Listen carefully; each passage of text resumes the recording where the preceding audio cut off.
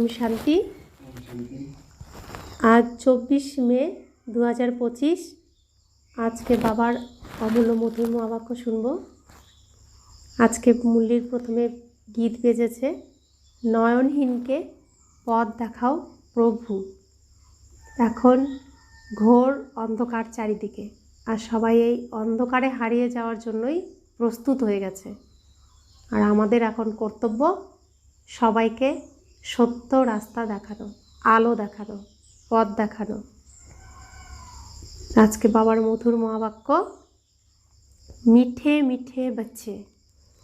অমৃতবেলায় নিজের সমস্ত চিন্তাগুলোকে লক আপে বন্ধ করে কেবল বাবাকে ভালোবাসার সঙ্গে স্মরণ করো। বাবার সাথেই মিষ্টি মিষ্টি আত্মিক বার্তালাপ করো। আজকে মুরলির প্রশ্ন, বাচ্চারা তোমাদের প্রতিটি কথাই অর্থপূর্ণ। কার পক্ষে এরকম অর্থপূর্ণ কথা বলা সম্ভব? উত্তর, যে দেহি অভিমানী তার পক্ষেই অর্থপূর্ণ কথা বলা সম্ভব। বাবা তোমাদেরকে এই সঙ্গম যুগে যা কিছু শেখান সেই সব কিছুই অর্থপূর্ণ। দেহ অভিমানের বশীভূত হয়ে মানুষ যা কিছু বলে সেগুলো সব অর্থহীন বা অনর্থ। সেগুলোর দ্বারা কোনো ফলপ্রাপ্তি হয় না, কোনো লাভ হয় না। আজ মুরলির প্রথমে গীত বেজেছে নয়নহীনকে পথ দেখাও প্রভু। ওম শান্তি। এসব হলো ভক্তি মার্গের গীত। এই গীত ভক্তি মার্গে কে গেয়েছেন? মীরা। তোমাদের জন্য এরকম গানের কোনো দরকার নেই, কোনো ঝামেলার ব্যাপার নেই। ভক্তি মার্গে তো অনেক ঝামেলা, কত রকমের রীতি নিয়ম পালন করতে হয়। ব্রাহ্মণ খাওয়ানো, তারপরে তীর্থে গিয়েও অনেক কিছু করতে হয়। এখানে আসার পরে সমস্ত ঝামেলা থেকে মুক্ত করে দেওয়া হয়। এখানে এইসব কিছুই করতে হয় না। এখানে এসব কিছু করতে হয়? এখানে এসব কিছুই করতে হয় না। মুখে শিব শিব বলতেও হয় না। মুখে উচ্চারণও করতে হয়? করতে হয় না। এগুলো কোনো নিয়মই নয়। এগুলো করে কোনো ফল পাওয়া যাবে না। আছে গীতাতে এই কথা? বাবা বলছেন আন্তরিকভাবে বুঝতে হবে যে আমি এক আত্মা। বাবা বলেছেন আমাকে স্মরণ করো। আমাদের কি নির্দেশ দিচ্ছেন বাবা? আন্তরিকভাবে নিজেকে মনে করো আমি আত্মা, আর আমার পিতা পরমপিতা পরমাত্মা, তাকে শুধু স্মরণ করলেই হবে। অন্তর্মুখী হয়ে বাবাকেই স্মরণ করতে হবে। তাহলে বাবাও প্রতিজ্ঞা করছেন যে তোমাদের পাপ ভস্ম হয়ে যাবে। এটা হলো যোগ অগ্নি, যার দ্বারা তোমাদের বিনাশ হয়ে যাবে, তোমরা ফেরত চলে যাবে। ইতিহাসের পুনরাবৃত্তি হয়। এইভাবেই নিজের সাথে কথা বলতে হবে, নিজের সঙ্গে আত্মিক বার্তালাপ করো। বাবা বলছেন আমি প্রত্যেক কল্পেই তোমাদেরকে এইসব শেখাই। এটাও জানো যে এই বৃক্ষ ধীরে ধীরে বড় হবে। এই সময়ে যখন আমি এসে তোমাদেরকে মায়ার বন্ধন থেকে মুক্ত করি, তখনই মায়াবী তুফান আসে। সত্যযুগে কোনো বন্ধন থাকে না। এই পুরুষোত্তম যুগের বিষয়টাও এখনই তোমাদের বুদ্ধিতে অর্থপূর্ণভাবে রয়েছে। তো বাবা যুক্তি দিয়ে বোঝাচ্ছেন, অর্থসহ বোঝাচ্ছেন, যথার্থ বোঝাচ্ছেন। তো আমাদের বুদ্ধিতেও অর্থপূর্ণ যথার্থভাবে রয়েছে। প্রত্যেকটি কথার মধ্যে সত্যতা আছে, যুক্তি আছে, যথার্থতা আছে ভগবানের কথায়, যা আগে আমরা পেতাম না, বুঝতাম না। এখানে প্রত্যেকটি কথাই অর্থপূর্ণ। ভগবানের একটা কথাও অর্থ ছাড়া নেই, প্রত্যেকটি কথাতেই অর্থ আছে। দেহ অভিমানীর সকল কথাই অনর্থ, যা আমরা আগে বলতাম, শুনতাম। তার অর্থ ছিল না, তার ফলও সঠিক প্রাপ্ত হয়নি। আর বাবার প্রতিটি কথাই অর্থপূর্ণ, তাই প্রথম কথাতেই 1 সেকেন্ডেই পরিবর্তন শুরু হয়ে যায়। বাবা বলছেন, দেহি অভিমানী যা কিছু বলবে সবই অর্থপূর্ণ হবে, তার দ্বারা কিছু প্রাপ্তি হবে। দেহি অভিমানী, যে নিজেকে দেহের মালিক ভাববে, আত্মা ভাববে, আত্মা হয়ে যা কিছু বলবে সবই অর্থপূর্ণ হবে, তার দ্বারা কিছু প্রাপ্তিও হবে। ভক্তিমার্গে তো কত পরিশ্রম করতে হয়। ওরা ভাবে এরকম তীর্থযাত্রা ইত্যাদি করা, এগুলো সব ভগবানের কাছে পৌঁছানোর রাস্তা। আমরাও তাই জানতাম, আমরাও তাই করতাম। কিন্তু বাচ্চারা এখন বুঝেছে যে একজনও ফিরে যেতে পারবে না। তাহলে গীতাতে এইসব কথাগুলো তো ব্যাসদেব লিখেছিলেন অনুভব করে, তাই না?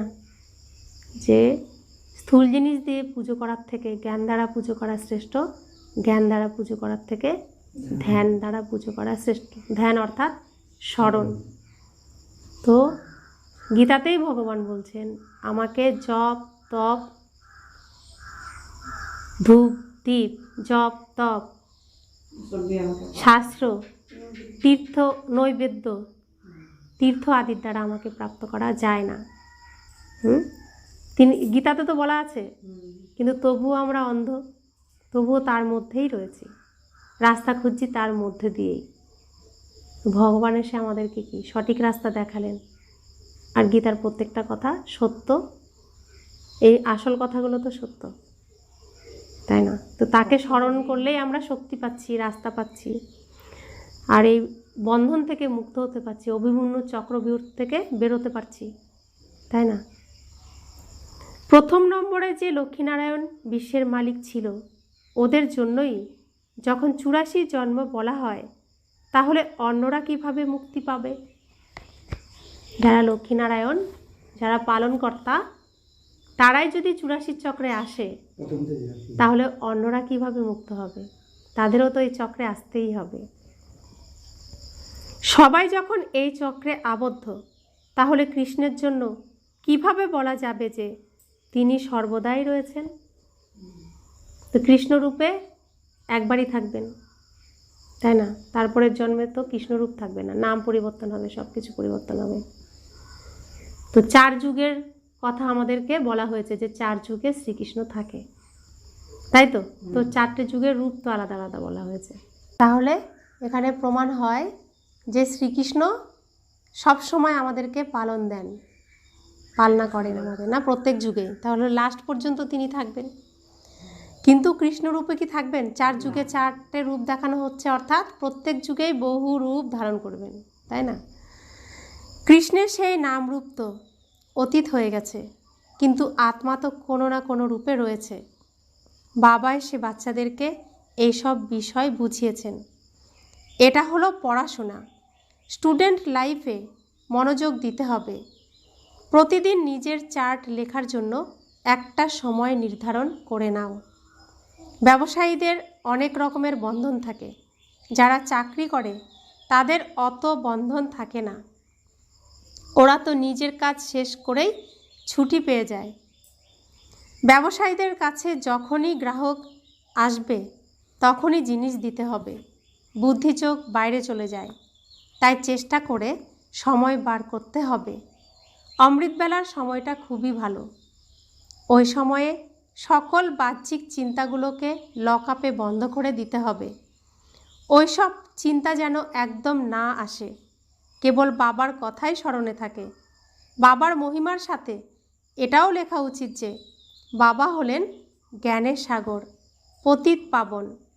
বাবা আমাদেরকে বিশ্বের মালিক বানান, তাই তার শ্রীমত অনুসারেই চলতে হবে।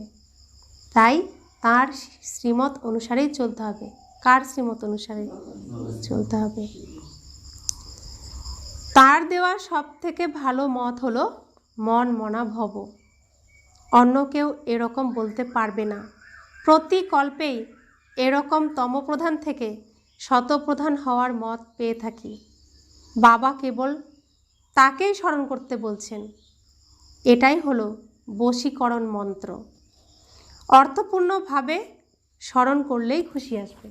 তো বাবা বলছেন অর্থপূর্ণভাবে স্মরণ করতে হবে, তাহলে খুশি আসবে। আমরা কি আগে অর্থপূর্ণভাবে স্মরণ করতাম? হে ভগবান, হে প্রভু যখন বলতাম, হে ঈশ্বর বলতাম, অর্থপূর্ণভাবে বলতাম, বলতে হয় বলতাম। আর এখন এখন অর্থপূর্ণভাবে স্মরণ করি তো। তিনি সমগ্র বিশ্ব ব্রহ্মাণ্ডের রচয়িতা, তিনি সকলের পিতা, তিনি আমারও পিতা, স্বয়ং ভগবান আমার পিতা, আমি পিতা রূপে তাকে স্মরণ করি। তো অর্থপূর্ণভাবে স্মরণ করি। বাবা বলছেন অব্যভিচারী স্মরণ করতে হবে, কোনো দেহধারীর মধ্যে দিয়ে নয়, তার আসল রূপে, পিতার সত্য রূপে। তার সন্তান আমি আত্মা, আমার যা রূপ আমার পিতারও তাই রূপ। তো আমি সন্তান আমার পিতাকে তার যথার্থ রূপে, সত্য রূপে স্মরণ করব, অব্যভিচারী রূপ। কোনো দেহের মধ্যে দিয়ে আমরা স্মরণ করব না। যেমন ভক্তিতে প্রথমে কেবল শিবের অব্যভিচারী পূজা হতো, তারপরে ব্যভিচারী হয়ে যাওয়ার ফলে অনেকের পূজা শুরু হয়েছে। আগে ছিল অদ্বৈত ভক্তি, কেবল একজনের ভক্তি করত, দ্বিতীয় কারোর ভক্তি হতো না, একজনেরই। অদ্বৈত অর্থাৎ অদ্বিতীয়, দ্বিতীয় নয়, একজনের। তার কাছ থেকেই জ্ঞান শুনতে হবে। বাচ্চারা, তোমরা যার ভক্তি করতে তিনি স্বয়ং তোমাদেরকে বোঝাচ্ছেন। মিষ্টি মিষ্টি বাচ্চারা, আমি এখন এসেছি, ভক্তির কাল এখন শেষ হয়েছে।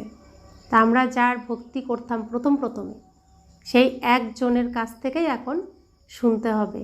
তিনি স্বয়ং এসে আমাদেরকে বোঝাচ্ছেন, তিনি বলছেন আমি এসেছি, ভক্তির কাল এখন শেষ হয়েছে, অর্থাৎ রাবণের কাল শেষ হয়েছে, অন্ধকারের সমাপ্তি এখন হচ্ছে। তোমরাই প্রথমে কেবল শিব বাবার মন্দির বানিয়েছিলে, তখন তোমরা অব্যভিচারী ভক্ত ছিলে, তাই অনেক সুখী ছিলে। তো অব্যভিচারী ভক্তি যখন করতাম তখনও আমরা সুখী ছিলাম। তো 21 জন্ম হলো 2500 বছর, বাবা বলছেন 3500 বছর আমরা সুখী থাকব। তো যতদিন আমরা এক শিব বাবার স্মরণে ছিলাম, ভক্তি করেছিলাম, ততদিন পর্যন্ত আমরা সুখী ছিলাম। তারপর ব্যভিচারী ভক্ত হয়ে গিয়ে যখন দ্বৈতবাদী হয়ে গেলে তখন একটু দুঃখ শুরু হলো। তো যখন ব্যভিচারী অর্থাৎ দেহের মধ্যে দিয়ে ভগবানকে খোঁজার চেষ্টা শুরু হলো, অন্য দেহের প্রতি মন গেল, তো দ্বিতীয় হয়ে গেল ভগবান, অনেকের মধ্যে ভগবান হয়ে গেল, তখন থেকে দুঃখ শুরু হয়ে গেল। কেবল বাবাই সবাইকে সুখ দেন, একমাত্র বাবাই সবাইকে সুখ দেন। বাবা বলছেন বাচ্চারা, আমি এসে তোমাদেরকে মন্ত্র দিই, একজনের কাছ থেকেই মন্ত্র নাও। এখানে তো কোনো দেহধারী নেই, এখানে কোনো দেহধারীর কাছ থেকে মন্ত্র নেওয়ার মতো জায়গা আছে? এক বাবাই আছে, দ্বিতীয় কেউ নেই। ব্রহ্মা বাবাও কি বলছেন? স্মরণ বাবাকে করো, আমাকে নয়। শিব বাবা কি বলছেন? আচরণ ব্রহ্মা বাবারটা শেখো, দেহকে বলছেন না, আচরণকে শেখো। আর ব্রহ্মা বাবা বলছেন তাকে স্মরণ করো। তো মহাদেবের ধ্যান দেখানো হয়, তিনি নারায়ণকে স্মরণ করছেন, নারায়ণের ধ্যান শিব বাবাকে স্মরণ করছেন। তো রূপ কোনটা? এটাই তো। তো দুজন দুজনকে তো স্মরণ করছে, তাই না? তো বাবা বলছেন একজনের কাছ থেকেই মন্ত্র নাও, এখানে কোনো দেহধারী নেই, এখানে তোমরা বাপ দাদার কাছে এসেছো। শিব বাবার উপরে তো আর কেউ নেই। শিব বাবার উপরে আর কেউ আছেন? শিব বাবার উপরে আর কেউই নেই। তিনি সর্বোচ্চ স্থানে থাকেন, সেখানে দ্বিতীয় কেউ পৌঁছাতেও পারে না। তাই তিনি অদ্বিতীয়, অখণ্ড, তাকে খণ্ডন করা যায় না। আরেকজন গিয়ে যদি পৌঁছাতে পারতো সেখানে, তাহলে তাকে খণ্ডন করা যেত, তাহলে দুজন বসতো না সেখানে, তখন দ্বিতীয় হয়ে যেত। কিন্তু সেই স্থানে, সর্বোচ্চ স্থানে, পরম স্থানে শুধুমাত্র একজনই থাকেন। তাই ওপরওয়ালা কতজন? একজন। তো ওপরে একজনই বসে থাকে। প্রত্যেক আত্মা এই কথা বলে তো? কোনো একজনও আত্মা বাকি আছে যে বলেনি কোনোদিনও যে ওপরে একজন বসে আছে? একজনই বসে থাকে, সেই একজনই সকলের পিতা, আমাদেরও পিতা। তো বাবা বলছেন সবাই তাকেই স্মরণ করে।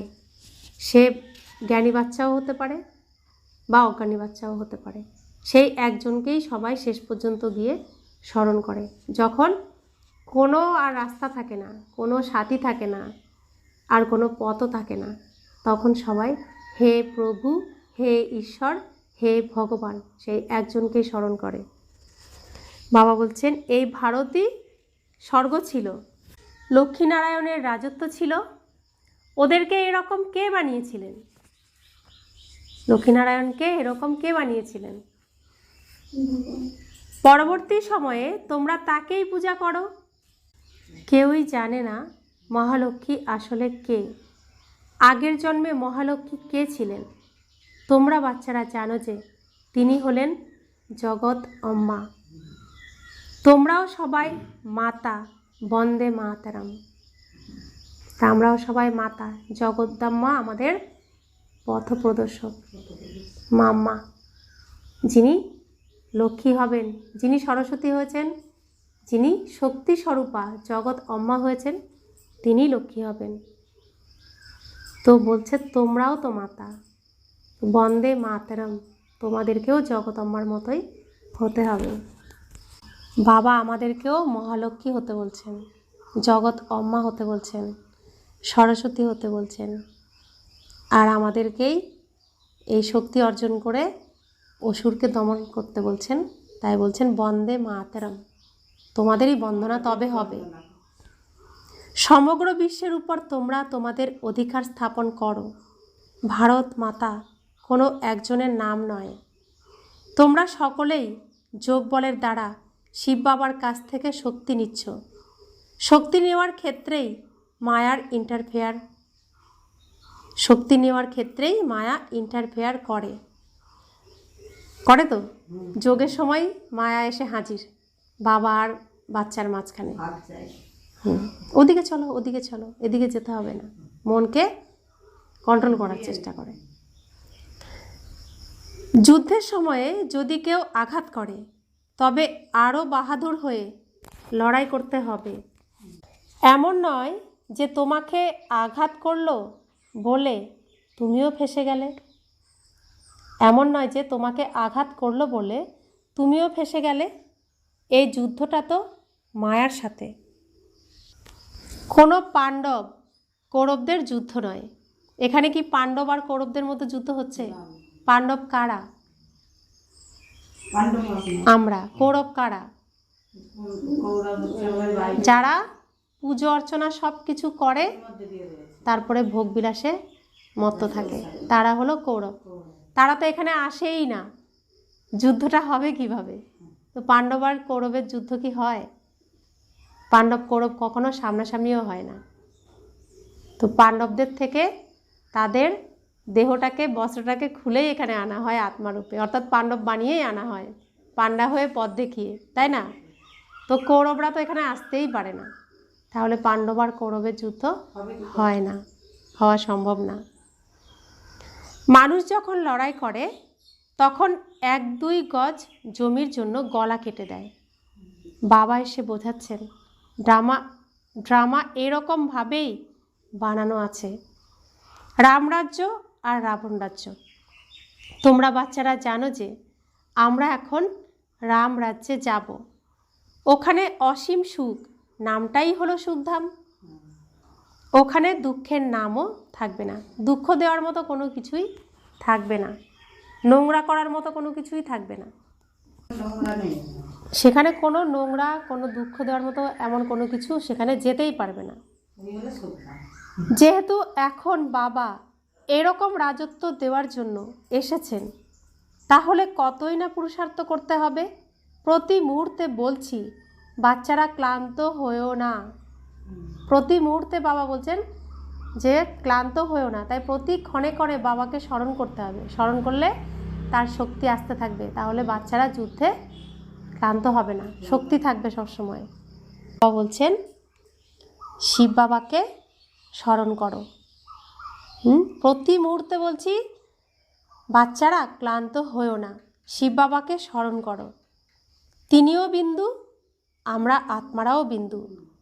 এখানে পার্ট প্লে করতে এসেছি, এখন পার্ট শেষ হয়েছে। এখন বাবা বলছেন আমাকে স্মরণ করলে বিকর্ম বিনাশ হবে। আমাদের নাটক শেষ হয়ে গেছে, এখন পরিষ্কার হওয়ার সময়। তো বাবাকে স্মরণ করলে তাহলে কী হবে? সব পরিষ্কার করে দেবে না? আত্মার উপরেই বিকর্মের প্রলেপ পড়ে, শরীরটা তো এখানেই নষ্ট হয়ে যাবে। অনেক মানুষ কোনো পাপকর্ম করার পর নিজের শরীরটাকে শেষ করে দেয়, কিন্তু এতে তো পাপ নাশ হয় না। পাপ আত্মা বলা হয়, তখন বলা হয় পাপ আত্মা। শরীরকে যে শেষ করে দেয় বলে আত্মঘাত করেছে, তা আত্মাত্মঘাত হয় না, শরীরের ঘাত হয়। তখন কি বলা হয়? তাকে পাপ আত্মা। কলঙ্ক লেগে যায় যে পাপ আত্মা, দেখো আত্মহত্যা করেছে। সাধু সন্তরা বলে আত্মার উপরে প্রলেপ পড়ে না। সাধু সন্তরা বলে দেয় আত্মা নির্লেপ, আত্মার উপরে প্রলেপ পড়ে না, আত্মাই পরমাত্মা। তাই যা খুশি খাও, আত্মার তো কোনো দোষ হবে না। যা খুশি করো, আত্মার তো কোনো দোষ হবে না। নির্লেপ, আত্মার উপর কোনো প্রলেপ পড়ে না, সাধু সন্তরা বলেছে। আর মানুষ যা খুশি তাই করা শুরু করে দিয়েছে। কিন্তু পথ কে দেখিয়েছেন? নিমাই পথ দেখিয়েছেন, শ্রীরামকৃষ্ণ পথ দেখিয়েছেন, বিবেকানন্দ পথ দেখিয়েছেন, কিন্তু সেই পথে কেউ যায়নি। সাধু সন্তরা বলে দিয়েছে আত্মার কোনো দোষ হয় না, তাই যা খুশি তাই করেছে। তো বাবা বলছেন কত কত রকমের মত রয়েছে, তোমরা এখন একটাই শ্রীমত লাভ করছো। বাবা তোমাদেরকে জ্ঞানের ত্রিনয়ন দিয়েছেন, আত্মাই সব কিছু জানে। আগে তো ঈশ্বরের সম্বন্ধে কিছুই জানতে না। কিছু জানতাম আমরা ঈশ্বরের সম্পর্কে? কি জানতাম? উপরে আছে, আর কিছুই জানতাম না। কিভাবে সৃষ্টির চক্র আবর্তিত হয়, আত্মা কত ছোট, আগে আত্ম অনুভূতি করানো হয়। এখানে আসলে প্রথমে কি অনুভব করানো হয়? প্রথমে আমার সাথে আমার পরিচয় করানো হয়, তারপরে বাবা পরিচয় দেন। হ্যাঁ, তো এরকম ভগবানই পারেন, আর কেউ কোনো মানুষ পারে করতে? কারণ নিজেকে কেউ চেনে না, জানে না, একজনও না। তো কত সুন্দর এই নাটকটা, তারপরে শাস্ত্রেও কত সুন্দর করে বর্ণনা করা হয়েছে। সত্য তো কিছু আছে। তো শাস্ত্র না থাকলে আমরা এই জ্ঞান বুঝতেই পারতাম না, তাই না?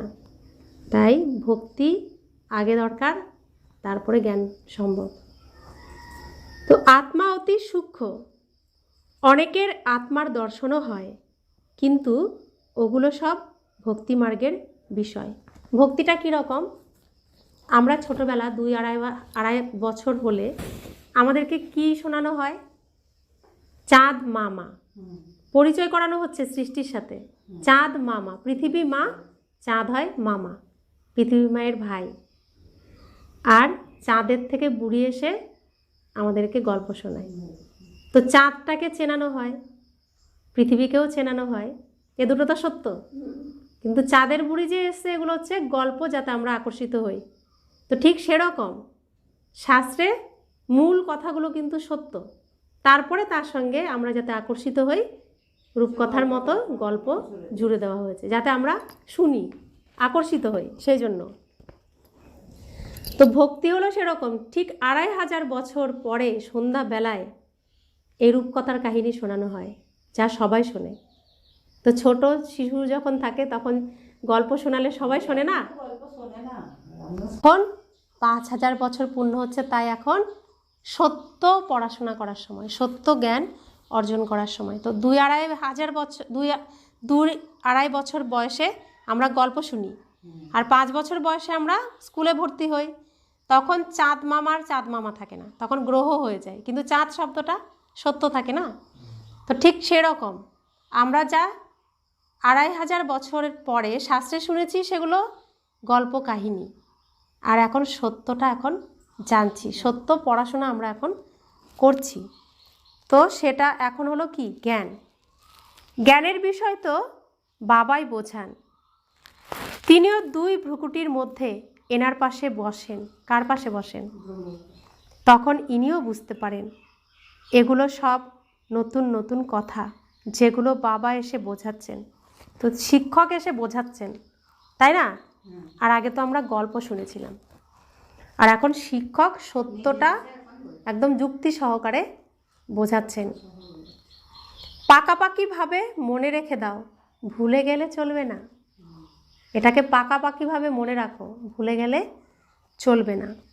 বাবাকে যত বেশি স্মরণ করবে তত বিকর্মের বিনাশ হবে। কতটা বিকর্মের বিনাশ হবে তার উপরেই তোমাদের ভবিষ্যৎ নির্ভর করছে। তোমাদের বিকর্ম যতটা তোমরা বিনাশ করবে, যতটা পরিষ্কার হবে, ততটার উপরেই, অর্থাৎ যতটা তুমি সোনা হবে ততটুকুই সেখানে সোনা পাবে, রাজত্ব পাবে। খাদ যেন না থাকে, খাদ থাকলে তো কম পাবে। তো বাবা বলছেন এই বিকর্ম বিনাশের উপরেই ভবিষ্যৎ নির্ভর করছে। বাচ্চারা, তোমাদের সাথে সাথে এই ভারত ভূমিও সব থেকে সৌভাগ্যবান। অন্য কোনো ভূখণ্ড এত সৌভাগ্যবান নয়। এখানেই বাবা আসেন। কোথায় আসেন বাবা? ভারতেই আসেন। ভারত ভূমি হেভেন ছিল, যাকে গার্ডেন অফ আল্লাহ বলা হয়। তোমরা জানো যে বাবা পুনরায় ভারতকে ফুলের বাগান বানাচ্ছেন। তো ভারতকে কি বলা হয়? বেহেস্ত। ভারতকে কি বলা হয়? Heaven, paradise. আমরা বলি স্বর্গ। তো ভারতকেই ফুলের বাগান বলা হচ্ছে। বানাচ্ছেন কে? বাবা, স্বয়ং ভগবান। আমরা ওখানে যাওয়ার জন্যই পড়াশোনা করছি। অনেকেই সাক্ষাৎকার করে। এটাও জানো যে এটাই হলো সেই মহাভারতের যুদ্ধ, যার বর্ণনা শাস্ত্রে এসেছে। সেই মহাভারতের যুদ্ধ এখন হচ্ছে। এরকম যুদ্ধ আর কখনোই হয় না। বাচ্চারা, তোমাদের জন্য তো অবশ্যই নতুন দুনিয়া প্রয়োজন। দুনিয়াটা তো একদিন নতুন ছিল, স্বর্গ ছিল। 5000 বছর আগের কথা, লক্ষ বছরের কথা মোটেও নয়। লক্ষ বছর হলে তো মানুষের সংখ্যা গোনাই যেত না। এটাও কারোর মাথায় আসে না যে এতদিন কিভাবে হওয়া সম্ভব। লক্ষ বছর হলে তো কত মানুষ হয়ে যাবে, তো পৃথিবীতে তো ধারণ ক্ষমতাই থাকবে না। তো এইসবও কোনো বুদ্ধিমানের মাথায় আসে না। জনসংখ্যাই তো এখন অত হয়নি। তোমরা এখন বুঝতে পেরেছো যে আজ থেকে 5000 বছর আগে আমরা বিশ্বের উপর রাজত্ব করতাম। অন্য কোনো ভূখণ্ড ছিল না, ওগুলো পরবর্তীকালে তৈরি হয়েছে। বাচ্চারা, তোমাদের বুদ্ধিতে এখন এইসব বিষয় রয়েছে। অন্য কারোর বুদ্ধিতে এগুলো কিছুই নেই। একটু ইশারা দিলেই বুঝতে পেরে যাবে। ব্যাপারটা তো একই। আমাদের আগে নিশ্চয়ই কোনো ধর্ম ছিল। তোমরা এখন বোঝাতে পারো যে এক আদি সনাতন দেবী দেবতা ধর্ম ছিল, যা এখন লুপ্তপ্রায়। কেউই নিজেকে দেবী দেবতা ধর্মের বলতে পারবে না। মানুষ তো মনেই করে না যে আমরাই আগে সনাতন দেবী দেবতা ধর্মের ছিলাম। তারপর সেই ধর্ম গেল কোথায়? আমরা কখনো ভাবিই নি এসব। সনাতন ধর্ম ছিল সেটা জানতাম, কিন্তু এসব কখনোই ভাবিনি। হিন্দু ধর্ম এলো কোথা থেকে? এই বিষয়গুলো নিয়ে কেউই ভাবে না। একমাত্র ভাবে কে? ভগবান। তো তিনি আবার এসে আমাদের ভাবাচ্ছেন। তার আগে আমরা কেউ ভাবতাম না। তোমরা বাচ্চারা বোঝাতে পারো যে বাবা হলেন জ্ঞানের সাগর, জ্ঞানের অথরিটি। তাহলে নিশ্চয়ই তিনি এসে জ্ঞান শুনিয়েছিলেন। জ্ঞানের দ্বারাই সদ্গতি হয়। এক্ষেত্রে প্রেরণা দেওয়ার প্রশ্নই আসে না। বাবা বলছেন, আমি এখন যেমন এসেছি সেরকম প্রতিকল্পেই আসি। প্রেরণা অর্থাৎ বাবা নিজেই সব কিছু করতে পারতেন, কিন্তু প্রেরণার দ্বারা কিছুই করবেন না। বাচ্চাদেরকে তিনি যোগ্য করে তুলবেন। আর যোগ্য বাচ্চারাই যোগ্য স্থানে যাবে। তাই প্রত্যেকের সুযোগ আছে এই স্থান অধিকার করার। সকলেই ভগবানের সন্তান, আর বৈকুণ্ঠ সকলেরই আশা, সকলেরই স্বপ্ন। তাই প্রত্যেকেরই যাওয়ার অধিকার আছে। তো অধিকার যখন আছে তখন তুমি নিয়ে নাও। বাবা বলছেন তুমি তোমার গুণে বৈকুণ্ঠে যাবে, তোমার নিজের পুরুষার্থে, তোমার প্রচেষ্টায় তুমি তোমার সিংহাসনে বসবে। কেউ যাতে একটা কথাও বলতে না পারে যে বাবা তোমাকে দিল, আমাকে কেন দিল না। এটা তো আর কেউ বলতে পারবে না। ভগবান এসে তো শোনাচ্ছেন যে তুমি বৈকুণ্ঠের মালিক হও, উত্তরাধিকার নাও, এসো, আমার কথা শোনো। তা আমরাও বলে যাচ্ছি সবাইকে। তাই সবাইকে জানাতে হবে এই কথা। না জানালে তখন সে বলবে আমাকে তো একবার বলতে পারতে, আমি তো কিছু জানতেই পারলাম না, তখন দোষ দেবে। তাই আমাদের সবাইকে রাস্তা দেখাতে হবে যে এই রাস্তায় গিয়ে তুমি সিংহাসনে বসতে পারো, বৈকুণ্ঠে যেতে পারো। তো প্রেরণা দিয়ে কিছু করবেন না। বাবা এসে আমাদেরকে বোঝাচ্ছেন, মানে সত্য সত্য ভগবান এসে আমাদেরকে বলছেন। তাই বাবা বলছেন আমি এখন যেমন এসেছি প্রতি কল্পেই আসি, পরের কল্পেও এভাবেই এসে সকল বাচ্চাদের সাথে মিলিত হব। কথা দিয়ে দিচ্ছেন আগেই যে আবার আসবো তোমাদের সাথে এভাবেই মিলিত হতে। তোমরাও এভাবে চক্কর লাগাও, রাজ্য নাও আর হারিয়ে ফেলো। এটা হলো অসীম জগতের নাটক। তোমরা সবাই অভিনেতা। আত্মা নিজে অভিনেতা হওয়া সত্ত্বেও যদি ক্রিয়েটার, ডাইরেক্টর আর মুখ্য অভিনেতাকেই না জানে তবে সে কোনো কাজের নয়। অভিনয় করতে আসলাম, আমরা শুনি যে এটা রঙ্গমঞ্চ, অভিনয় করতে এসেছি, অভিনয় করে চলে যাব। তো এই নাটকটা কি, আমি কি নাটক করছি, কি অভিনয় করছি, মুখ্য ভূমিকায় কে অভিনয় করছেন, ডাইরেক্টরকে যদি না জানলাম তাহলে কি জানলাম? কিছুই জানলাম না। তাই বাবা এসে আমাদেরকে জানাচ্ছেন, এই নাটকের ঘটনা জানাচ্ছেন, ডাইরেক্টরকে, মুখ্য অভিনেতাকে। তো মুখ্য অভিনেতাকে প্রথম স্টেজে সত্যি সত্যি কে এসেছেন? বাবা এসছেন না প্রথমে, তবেই তো তারপরে তো শ্রীকৃষ্ণ আসছে। শ্রীকৃষ্ণ তো ভুলেই গেছে। বাবা আসলেন, শ্রীকৃষ্ণকে খুঁজলেন, তারপরে শ্রীকৃষ্ণ স্টেজে। তো পৃথিবীতে কে এসছেন প্রথমে? বাবা এসে গেছেন না। প্রথম স্টেজে তিনি সত্যযুগের সূত্রপাত তিনি এসে করছেন। তো বাবা এসছেন প্রথম, মুখ্য অভিনেতা, তারপরে শ্রীকৃষ্ণ, তারপরে রাধা।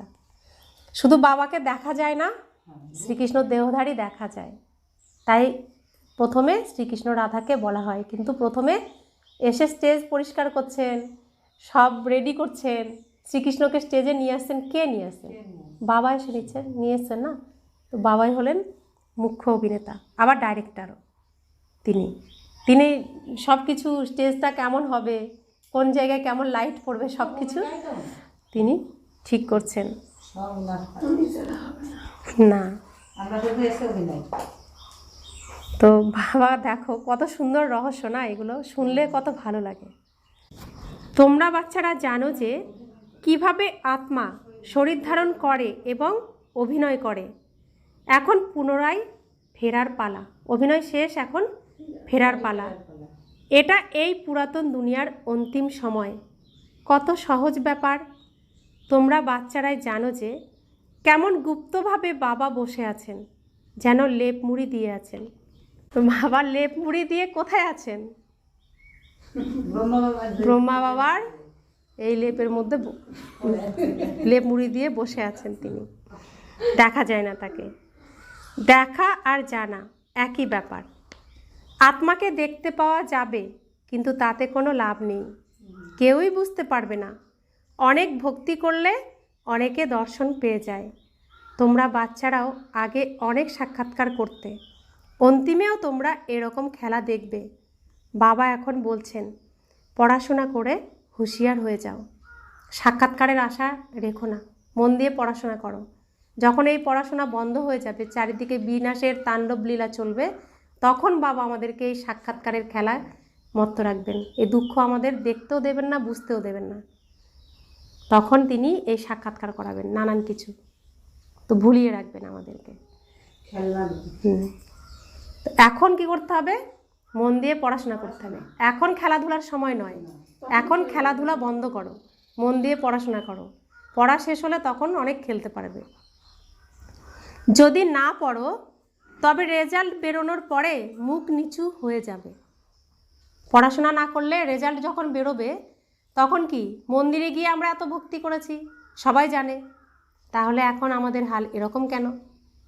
আবার বাবার ঘরে এসে এত পড়াশোনা করেছি, তাহলে রেজাল্ট এমন কেন? তো মুখ নিচু হয়ে যাবে।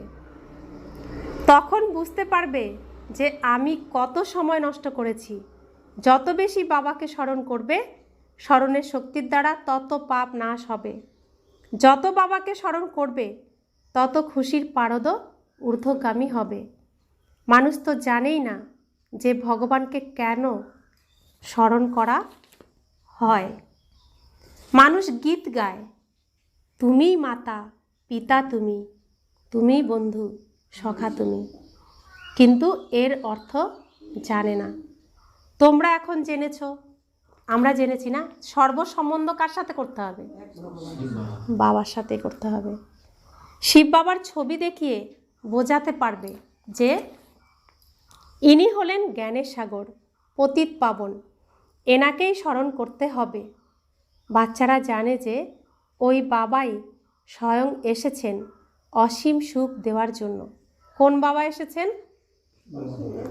সেই বাবা যাকে সারা দুনিয়া ডাকছে হে ভগবান, হে প্রভু, হে ঈশ্বর বলে। তিনি এসেছেন, যিনি জ্ঞানের সাগর, পবিত্রতার সাগর। তিনি এসে আমাদের অসীম সুখ দিচ্ছেন, অসীম সুখ দেওয়ার জন্যই এসেছেন। তো তার কথা শুনলেই সুখ পাবো, তার বিপরীতে থাকলে দুঃখ পাবো। এটা হলো পড়াশোনা। এখানে এমন নয় যে আশীর্বাদ করলো পেয়ে গেলাম, এমন নয় যে কোনো মন্ত্র শিখিয়ে দিল পেয়ে গেলাম। এখানে পড়াশোনা করতে হবে, নিজেকে পেতে হবে। যে যত পুরুষার্থ করবে সে তত উঁচু পদ পাবে। ইনি কোনো সাধু সন্ত নন যার আসন, যার পদ ক্রমানুসারে চলে আসছে। তো তিনি কোনো সাধু সন্ত নন, বা এই গদিও এমন নয় যে গুরু আরেকজনকে দিয়ে যাবে। যে ভালো পড়াশোনা করবে, অন্যকে পড়ানোর মতো যোগ্য হবে, সেই চান্স পাবে পড়ানোর। তো এখানে সাধু সন্তর মতো কোনো নিয়ম নেই। এটা শিব বাবার আসন।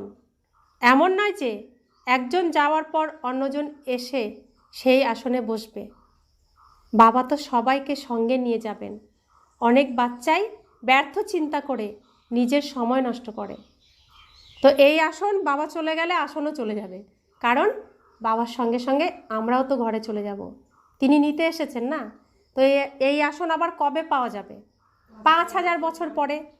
তো এই আসনের দিকে লোভ দিয়ে তো কোনো লাভ নেই, আশা রেখেও কোনো লাভ নেই। ঘরে কিভাবে ফিরবো সসম্মানে, মাথা উঁচু করে, সেই চেষ্টাই আমাদের করতে হবে। বাবার হাত ধরে ঘরে ফিরবো। তো নোংরা থাকলে বাবা স্পর্শও করবেন না, কারণ তিনি শুদ্ধ। তার মতো শুদ্ধ হয়েই ফিরতে হবে তার সাথে। আর তা না হলে কি হবে? তার সাথে যদি ফিরে না যায় কি হবে? ধর্মরাজপুরীতে সাজা খেয়ে ততটাই শুদ্ধ হতে হবে, ততটাই হয়েই ফিরতে হবে, কিন্তু বাবার সাথে ফিরে যেতে পারবো না। ধর্মরাজপুরীর সাজা খেয়ে তারপর ঘরে ফিরবো মুখ কালো করে, মাথা নিচু করে। তো বাবা বলছেন,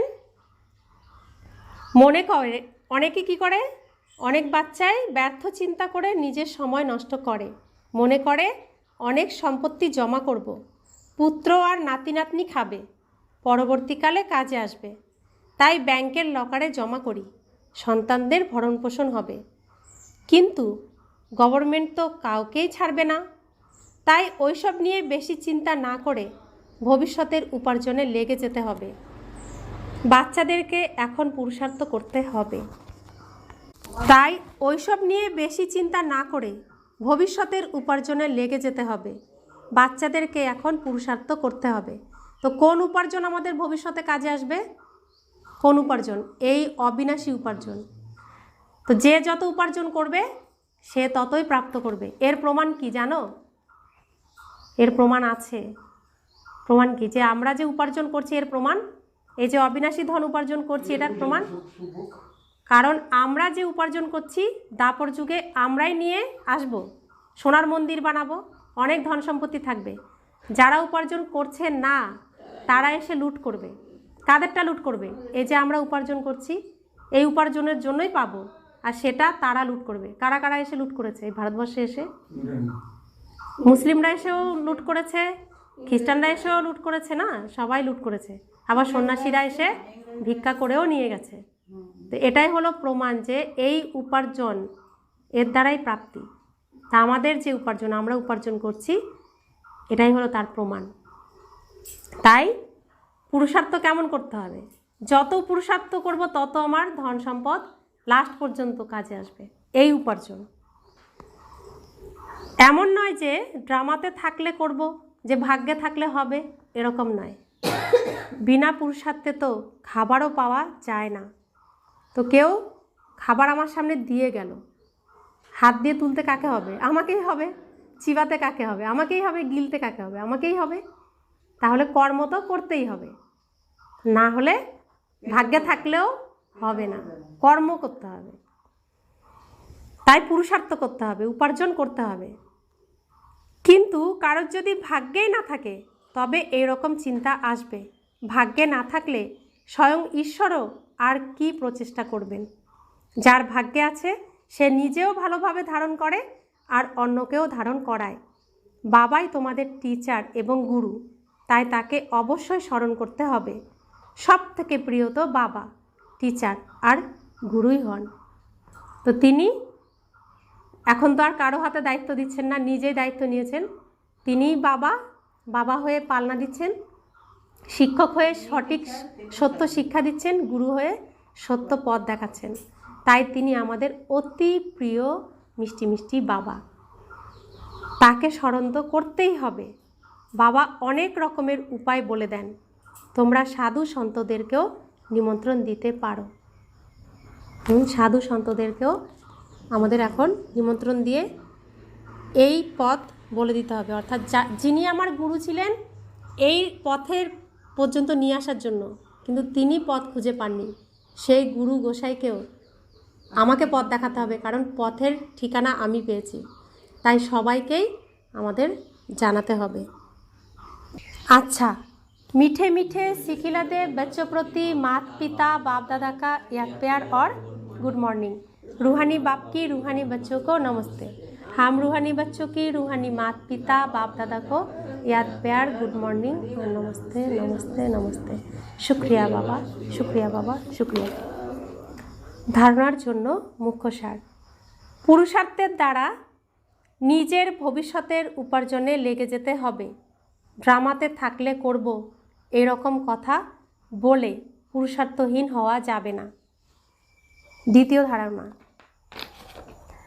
सारा दिने যত পাপ হয় কিংবা কাকে কাকে দুঃখ দাও সেগুলো নোট করতে হবে। সততার সাথে বাবাকে শোনাতে হবে। আন্তরিকভাবে পরিষ্কার থেকে কেবল বাবাকে স্মরণ করে সকল হিসাব মেটাতে হবে। দিনেরটা দিনেই হিসাব মেটাতে হবে, জমালে লাস্টে মেটাতে পারবো না। বরদান, মুকুট আর সিংহাসন সদা বজায় রেখে নিরন্তর শত যোগী ভব। বাবা সাজিয়ে সেজে রেডি থাকতে বলছেন এখন। মুকুট আর সিংহাসন দুটোই একদম রেডি রাখতে হবে। বর্তমান সময়ে বাবার দ্বারা সকল বাচ্চাদের মুকুট আর সিংহাসন প্রাপ্ত হয়। এখনকার এই মুকুট বা সিংহাসন অনেক জন্মের জন্য মুকুট সিংহাসন প্রাপ্ত করায়। বিশ্ব কল্যাণের দায়িত্বের মুকুট আর বাপদাদার হৃদয় সিংহাসন সদা বজায় থাকলে নিরন্তর শত যোগী হয়ে যাবে। কি মুকুট? বিশ্ব কল্যাণের মুকুট। আর সিংহাসন কোনটা? বাবার হৃদয় সিংহাসন। তো এটা বজায় থাকলে নিরন্তর যোগী হয়ে যাবে। তাদের কোনো প্রকারের পরিশ্রম করতে হবে না, কেননা এক তো সম্বন্ধ হলো অতি নিকটবর্তী, আর দ্বিতীয়ত প্রাপ্তি হলো অক্ষুণ্ণ, যা কেউ কেড়ে নিতে পারবে না। প্রাপ্তি অক্ষুণ্ণ মানে ক্ষুণ্ণ হবে না, কেউ কেড়ে নিতে পারবে না। যেখানে প্রাপ্তি হয় সেখানে শত স্মরণ থাকে। তো পেলাম, তো স্মরণ কাকে আসবে? বাবা, থ্যাংক ইউ বাবা, অনেক অনেক ধন্যবাদ। তুমি না থাকলে কে এমন করতো, বারবার বলি তো আমরা। আর প্রাপ্তি আমাদের মুহূর্তে মুহূর্তে হতেই থাকে, মুহূর্তে মুহূর্তে বাবাকে ধন্যবাদ জানাতেই থাকি আমরা। স্লোগান, প্লেন বুদ্ধির দ্বারা প্ল্যানকে প্র্যাকটিক্যালে নিয়ে এসো, তাতেই সফলতা সমাহিত হয়ে রয়েছে। প্লেন বুদ্ধি, ক্রিটিক্যাল না, প্লেন সহজ সরল বুদ্ধি, আর সেই সহজ সরল বুদ্ধির দ্বারা প্ল্যানকে প্র্যাকটিক্যালে নিয়ে এসো, তবে সফলতা সমাহিত আছে না, হয়ে যাবে সফলতা। আজকের অব্যক্ত ইশারা, আত্মিক রয়্যালটি আর পিউরিটির পার্সোনালিটি ধারণ করো। দুঃখ অশান্তির উৎপত্তি অপবিত্রতা থেকে হয়। দুঃখ অশান্তির উৎপত্তি অপবিত্রতা থেকে হয়। যেখানে অপবিত্রতা নেই সেখানে দুঃখ অশান্তি কোথা থেকে আসবে? তোমরা সবাই হলে পতিত পাবন বাবার বাচ্চা, মাস্টার পতিত পাবন। তো যারা অন্যদেরকে পতিত থেকে পবিত্র বানায় তারা স্বয়ং তো পবিত্র থাকবেই। এরকম পাবন পবিত্র আত্মাদের কাছে সুখ আর শান্তি সতই থাকে। সব থেকে বড় মহানতা হলোই পাবন হওয়া। আজও এরকম মহানতার সামনে সবাই মাথা নত করে। আজও এরকম মহানতার সামনে সবাই মাথা নত করে। তো আমরা দেবদেবীর সামনে মাথা নত করি আজও, কারণ তারা পবিত্রতাকে ধারণ করে সেই পোস্ট পজিশন পেয়েছে, যে রূপকে আমরা আজও কী করি, পূজা করি, মাথা নত করি। তো বাবা তো সেই রূপে আমাদেরকে সাজাতে এসেছেন, তাই না? তা আমাদেরকে সম্পূর্ণ পবিত্র হয়ে অন্যকেও পবিত্র বানানোর রাস্তা বলে দিতে হবে, যাতে কেউ ধর্মরাজপুরী সাজা না খায়। প্রত্যেকে আমার ভাই, প্রত্যেকে আমার মিত্র, তাই প্রত্যেককে রাস্তা বলে দিতে হবে। এটাই তো আমাদের কর্তব্য। ওম শান্তি।